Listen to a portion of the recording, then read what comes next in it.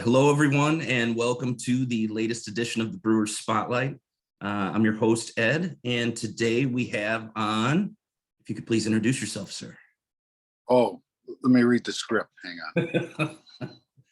Harry Belowski, boss member, brewer. And how long have you been brewing, and how long have you been a member of Boss? My first batch of record is in January 13th of 1996. Okay. It was a Kolsch that the ingredients cost me $24.34. You track the cost. I wrote that down in my book. I love it. Yeah. And it came from St. Pat's Home Brewing in Austin, Texas. So yeah, being a boss member, oh geez, I don't know the year, but it was at Steve Camp's house, my first meeting with 6 people. And it was through Bob Highline at Kennywood. Bob started selling home brewing equipment and ingredients out of his basement before he had Kennywood. And we've always had a good time with him, and we always talk beer. And he says, "You should join Boss." I'm like, what's that? And I went to the first meeting, and it was at Steve Camp's house out of the blue. And there was, I think, Big, Sylvia, Mike Pelter, Steve, myself, and there may have been a couple other people there, but that was it. And I thought at that time, these are a great bunch of people. So I just joined at that time and been a member since. And whenever that was, you kind of jumped right into the fray. I went back through the Boss history book to kind of go through and see what was going on. And that's a nice looking book right there. I gotta say, it's I took a look at it, but go ahead. I'm sorry. No. So it looks like when I was going through the history, you became vice president of the club in 2008. Yes. And then you were president 2009 and 2010. Yep. Then you stayed on the board as past president for another 2 years, and then you were another board member for another 2 years after that. So from you had a 6-year run on the board, helping to run the club, and I was hoping you could talk a little bit about that. Yeah. Yeah, it was, I was vice president under Mike Pelter, and he was doing the Boss competition. So that kind of opened my eyes in just what goes into the competitions. Mm-hmm. And I kind of liked doing it. I had some time I was able to dedicate to that. And I just enjoyed it. And then as vice president, of course, my first time, they like, "Oh, you got to go pick up all the beer for the Boss picnic." And it was all these commercial kegs.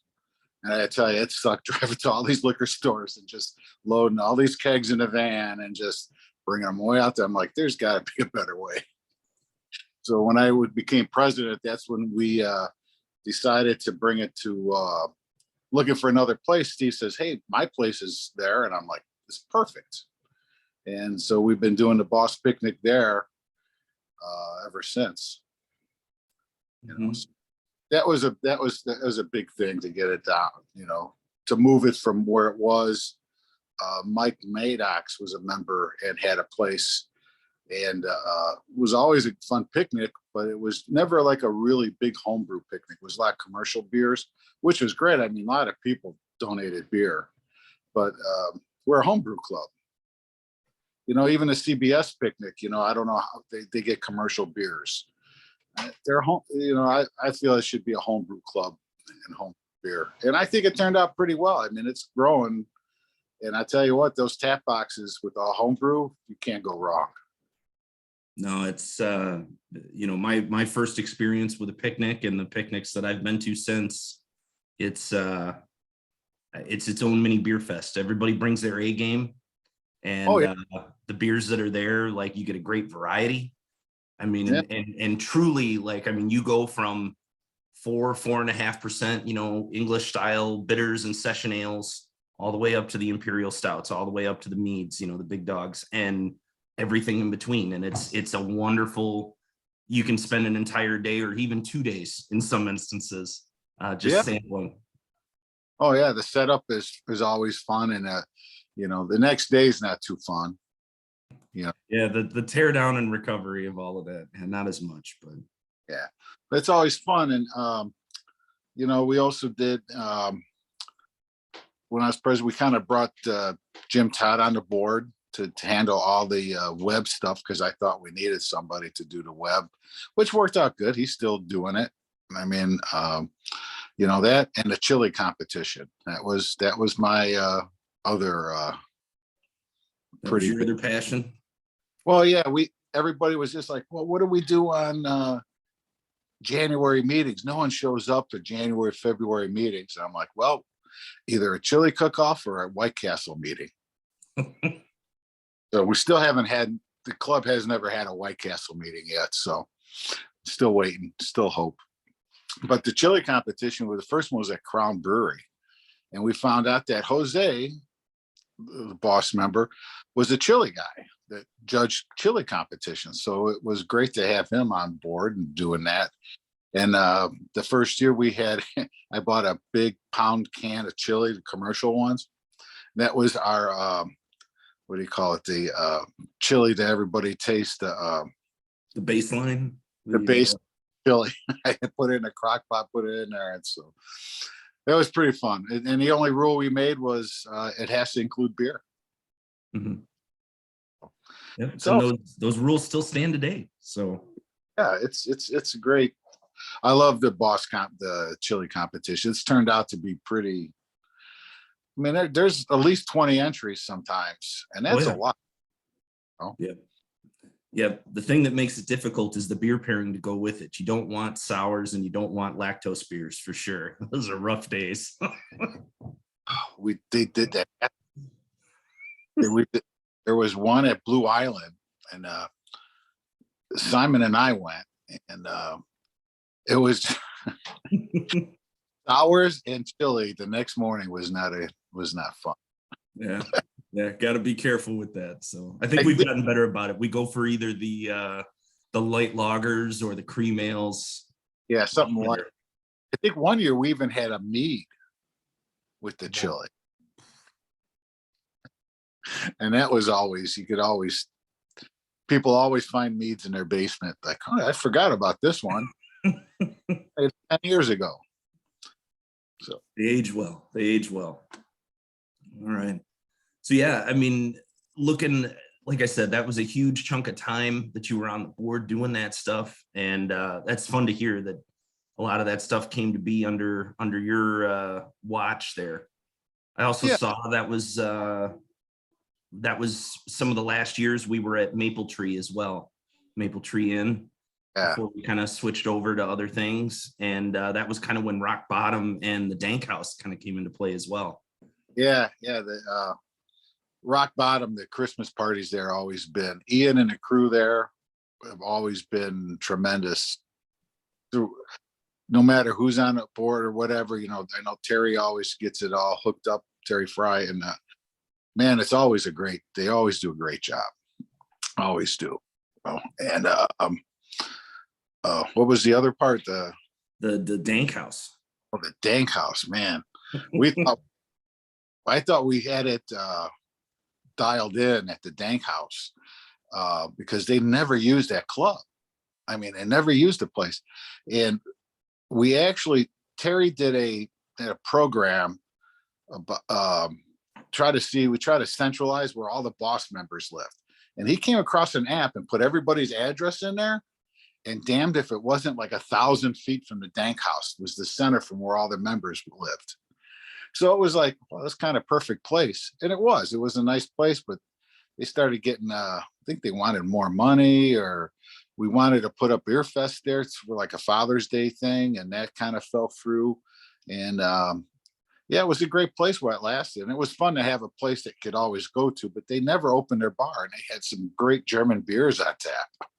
I'm like, dude, make a killing just as one night. Mm-hmm. So the dank house was always fun. That was always enjoyed those. I like it. I like it.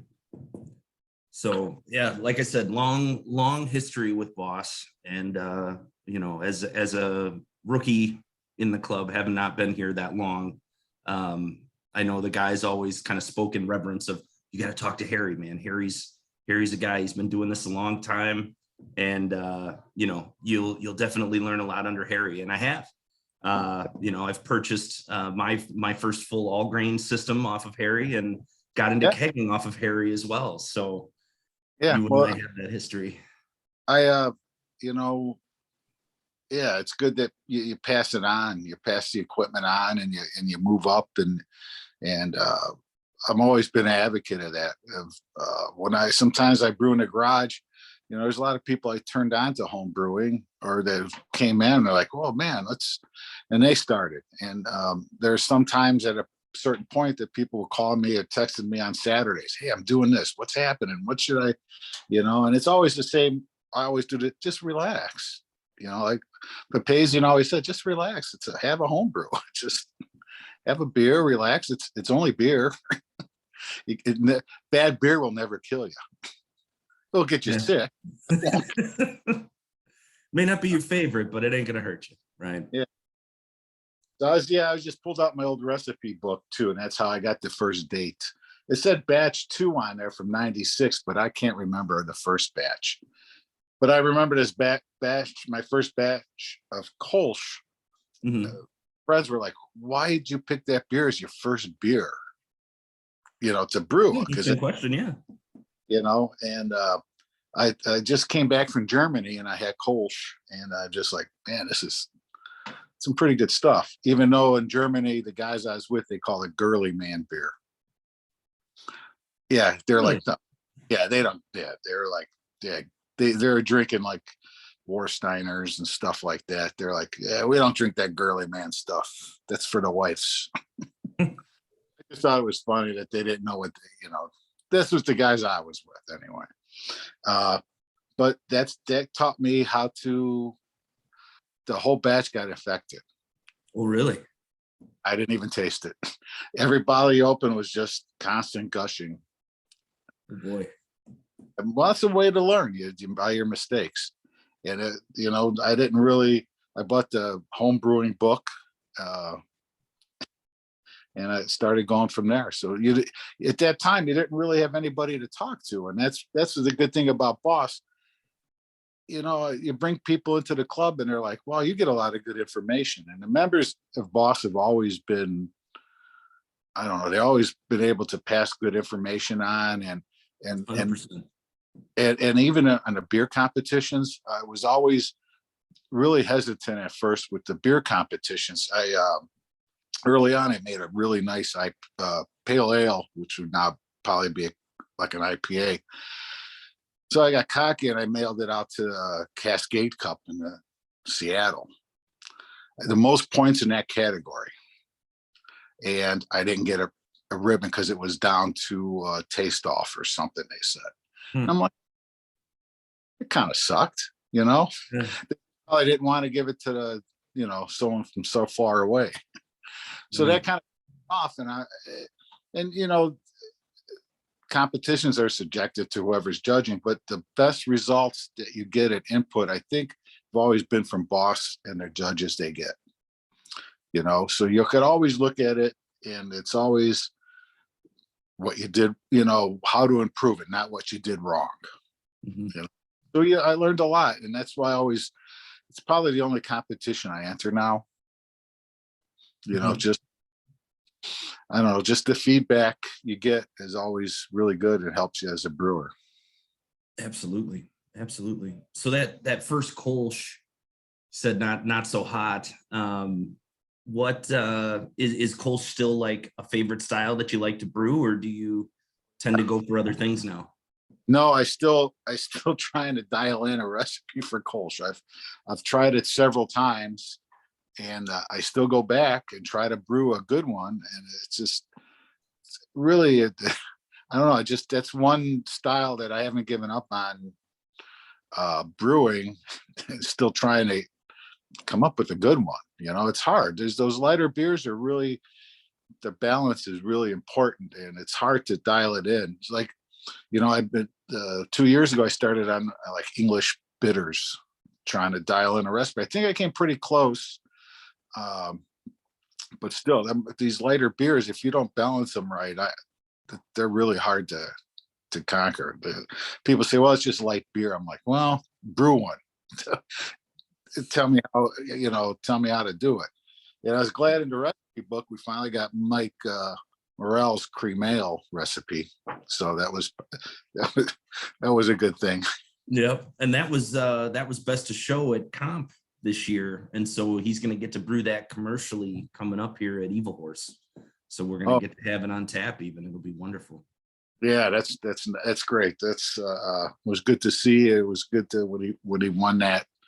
And because I know every year he's always, I think, he's probably in the same boat, only enters the boss competition. It always enters his cream ale, and it always places every year. And then he finally wins the best of show. That's a nice accomplishment. Yeah. Oh, I agree. People realize how hard that is to get a best of show. It's just like, I've won one best of show and I've come in second in a best of show. I mean, and that's saying a lot. That's huge. That's huge for sure. Yeah. So still working on that Kolsch. What is Kolsch a style that you tend to like, that you like to drink more of or less of, or what do you tend to drink more so than brew? Well, as you get older, your styles change. You don't pound Russian Imperial Stouts. Quite like you used to. Yeah. Yeah. Well, that changes, and so your drinking styles change, and I tend towards lagers and like a nice Helles, or like I said, a Kolsch, or an English mild, or a bitter. It's kind of hard to find good brewers that brewing or brew pubs that do those styles. The Helles new Offerfaust is really excellent, and I really enjoy that. But it's hard. Steve Camp at Evil Horse brewed a hell of a bitter. His English beer was really good. It was probably one of the best I've had on tap, especially at a commercial brewery. So I try to brew that, and actually the beer I brew the most is probably a California Comet. Okay. That was one that I always used to use the same yeast as the Harry Porter. So I'd always brew that to prop up the yeast. Okay. And then I'd brew the porter and put the porter right on top of the yeast cake, and then usually I'd come up with something else after that. So sorry, someone in the family's playing Wordle today. That's all right. That's all right. So home brewery wise, does your home brewery have a name? No fancy names, nothing crazy. No, it's just never gave it a name, never thought of giving it a name. It's just one of those things. Absolutely. So so brew wise, like on brew day, you got a favorite piece of gear that you use, like when you're brewing, or fermentation, bottling, whatever it is, like right now, right behind me here, the old BrewTech mash tun. I tell you what, using the 5-gallon the igloo that you're using now. I've used it. It's old faithful. It's reliable. You get to know it. Once I found out the temperatures and how they range on that, and with the Digiboil, that two combination is just perfect. It just, once you dial in the temperatures and where you should be, and because they're not 100% correct, so always, advice: get a good thermometer, get something, spend your money on it, something good to get to where you can take good temperatures, because that's important. throughout the process, from fermenting to mashing to sparging, and you know, especially if you do like your decoction mashes. You know, that's I did. I made a Weiss, Hefty Weiss, and decocted that once. All right. Came out really good, but it just is. You know, you know, Dave Personero really does a good job with those, and if you ever get to see him do that, it's really really good. And Sadowski's do it well too. I've witnessed them do it, so you'll learn. And it's another good thing about the club. People will have you over when they brew something. Hey, how do you brew that? You know, and then you learn you pick up different tricks from everybody. You know, the brewing process is the same. You know, you got to boil water. You got to, boil the wort. It's all the same, but it's how everybody does it differently. You know, they just all tricks, if different equipment, or how they hang a paddle on the kettle, or there's always something little different traits that everybody does. And if you're watching, you pay attention, you always pick stuff up. It's always watching other people brew too. No, absolutely. That was instrumental for me early on as well. It is. It's going in and watching people. Yeah, you learn a lot, and you know, you get afraid at first. You know, a lot of like, oh man, I just, you know, you get a lot of failures too. You know, I mean, we tried. Terry Fry and I had a Mid-Country Malt had a 5-gallon bucket of malt extract that was kind of cracked, and they couldn't sell it. So Bob said, I was there, I was picking up an order, and Bob says, hey, do you want that? We're going to throw it away. I'm like, yeah, 5 gallons of malt. We put it all in one brew. Oh my. Yeah. And I think we had some grain too that we partial mashed or something. I forget. It didn't come out. It wouldn't ferment down. It was just too strong. I was gonna say that's got to be huge. Yeah. And we tried everything. I think Terry even put Beano in it just to get the ends to you know, it was pretty. But see, that's a mistake. You learn, you know, your light beers are hard to brew, and your high alcohol beers are really tough to. You better know what you're doing on that. Get caught, especially these days, you know. Yeah. Well, and on that note, high alcohol beers here, you were gracious enough to give me a bottle that I'm going to drink here on camera of a beer that has a nice club history. The beer is called Shoot to Kill. Cheers. Oh. So I figured Shoot to Kill of the ones you gave me was the best one to go for, just because of its history and because it's in the book. So it is. It's on page 30. No, I don't know what page number it's on. Well, I went through and I marked it just because I wanted to make sure I had it ready. But there's a great picture here of it in the barrel. It was called Shoot to Kill because we didn't have the beer, and I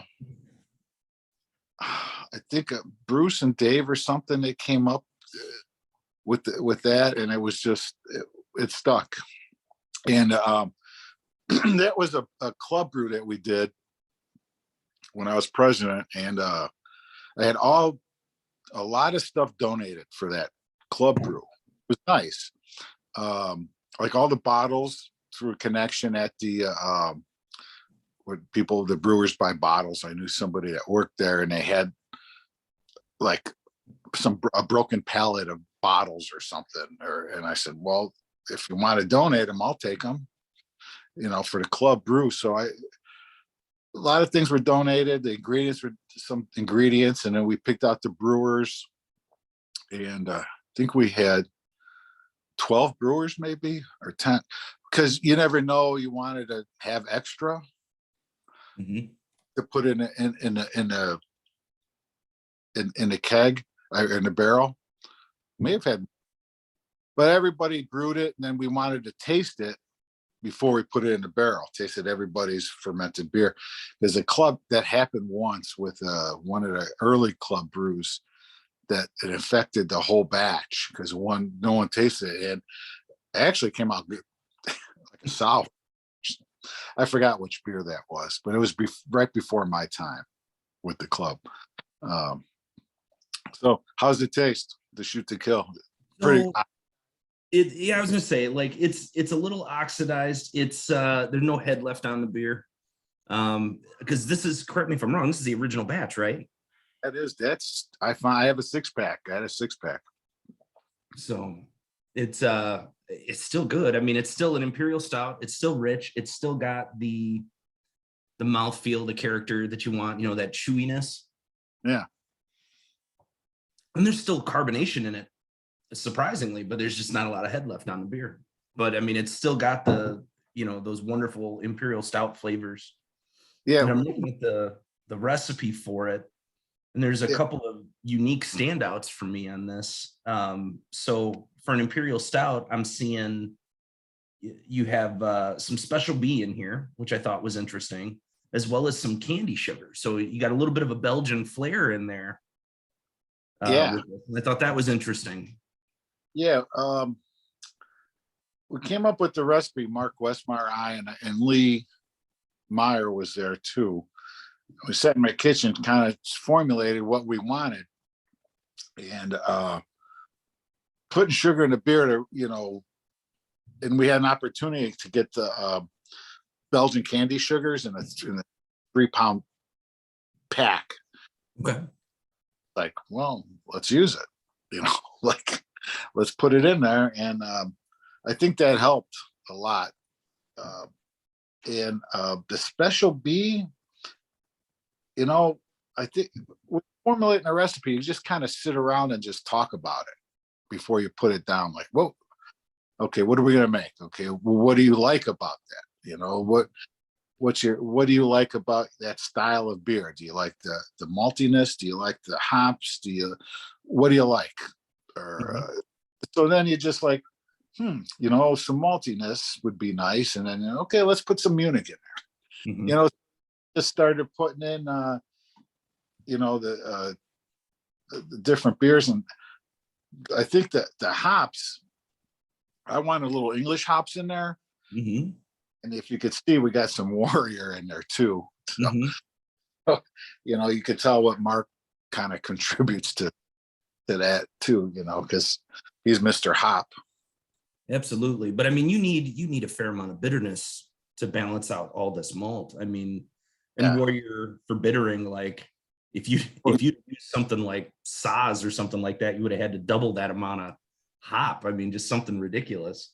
Oh yeah. And then we wanted, if any cost was occurred, that it wouldn't be as much, so you got to consider that too when you're brewing and doing it as a club brew.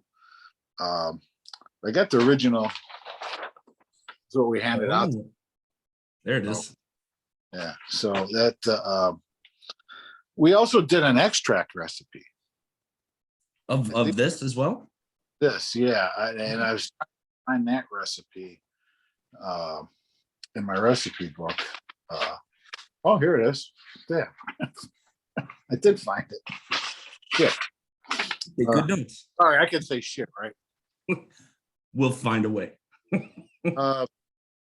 This one calls for dry extract, 8.75 pounds, 8 3/4 pounds of dry extract, and then a partial mash of Munich malt, roasted barley, and caramel. I think that's the only thing, everything else is about the same, but it was the dry extract. Yeah, almost 9 pounds of dry extract. That's a lot. That's a lot for sure. Oh yeah, I don't think we bought it. We just gave it, if anybody, for the project. No one brewed it, but some members asked to do an extract one. An extract version of it. That's why we came up with that. So, yeah, I'm glad it's still. I mean, my God, that was from 2009. Yeah. brewed in '09, probably distributed in what, 2010, I think was the club year for the premium. Yeah, that was we bottling that was fun too. I mean, everybody brought bottling buckets and their racking canes and bottle fillers. It was fun. It was a fun time. It was a fun club project to do. Yeah. The group projects are always fun to get everyone together on and go through, and the whole process. It's just fun. And that's the point, ultimately. A little Bloody Mary on Super Bowl Sundays. There we go. Yeah. So good stuff. Anything else you want to talk about, Harry, as we wind down here? Well, I don't know. I was just looking through my medals and everything, and everybody says, "Oh, it's the Harry Porter. You won the most on that," and I have. I know, California Common. You know, and the California Common is something my kids enjoy too now. My youngest son,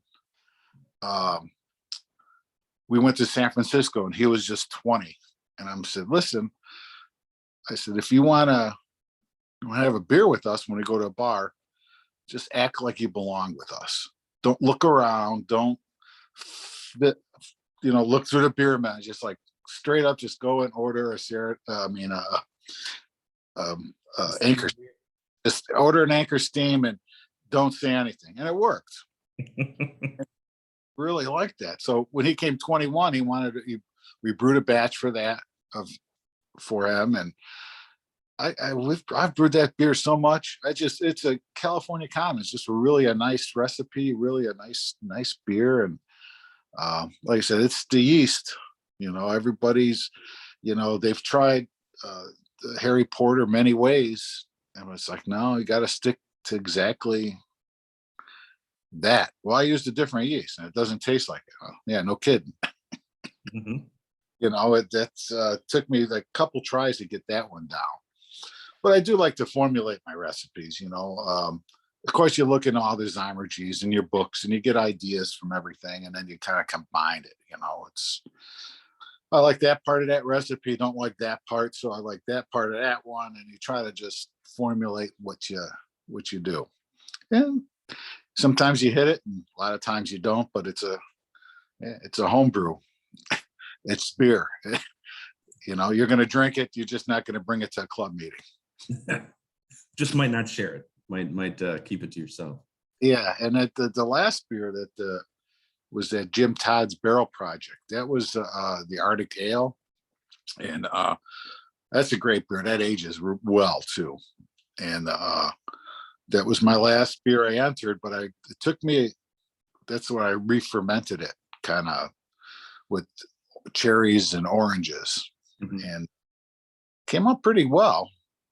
I mean, I had the bottle dropped off at the meeting on Friday, so hopefully it was drank with pleasure. Yeah. People were very surprised at it. It was funny because we were trying to drink it with dinner, and it was like, oh, can't drink this with dinner. This is an after dinner drink. This is it caught us all off guard. It was like, what is this? And it's like, oh yeah, that was the old fashioned. Yeah.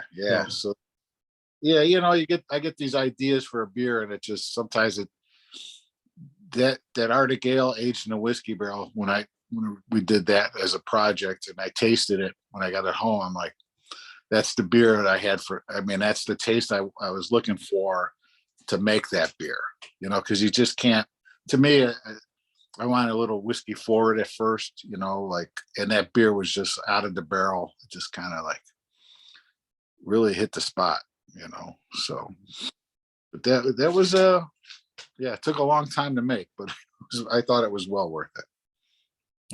Indeed. No, it was didn't go great with dinner, but it was great for after dinner. I can't stress that enough. A lot of us at the table passed that one around. It was good. Yeah. Any last minute advice for new brewers getting into the hobby? Anything you would recommend? Yeah, go watch somebody. Find somebody in a club that brews or has always brewed some good beers. As a lot of us guys get older, getting close in age and stuff, young guys coming in, they have to brew after work or before, so things change, but try to find somebody that brews on your schedule that you can go and see them, or I don't advise taking a day off work to go watch somebody brew. The wife may not like that, but yeah, just stick with it. And there's people that one guy, he just brews right down the street. He came and watched. I taught someone how to brew, and then he started watching them, but he liked one particular beer from Northern Brewer, a kit. That's all he does. I mean, it's an extract kit, and he just loves it, and all he brews. And I was just like, well, do you like doing it? Does it taste good? He goes, yeah, I love it. He goes, well, that's just brew what you like to brew, and don't try to please everybody, I don't know. Everybody tries to please a lot of people, but you got to brew what you want, or you have to brew. I mean, what you like to brew. Mm-hmm. Yeah, it's very personal hobby. It's what you're into. It is, and unfortunately, with the club, there's a lot of people that kind of think the same on beers too. Or they're so open with the information, and so that's why any young brewer coming up, I always like, join a club. Doesn't have to be Boss, but Boss is the best one. But there's a lot of good ones in the area too that are the same. Like there's in Indiana, there's iBrew. Out west, there's a whole bunch in the western suburbs. So, to go join a club and get the information, and everybody helps each other in this community of brewing. There's very few people that just they don't pass on a recipe or let you know what they did or how they did it. Or we got a lot of good people in the club, judges that will tell you, like, they'll taste the beer. And I got to tell one quick story. So I was brewing an IPA in the garage, and I thought it came out pretty good. And Steve Camp came by and tasted it, and he's just like, oh man, this is good. There's something off on it. And I'm like, what's off? And he's just like, did you brew this outside in the garage? He says, yeah. He says, someone must have been fertilizing that day. And I looked at my notes. It was a windy day. Like, you know what? Yeah.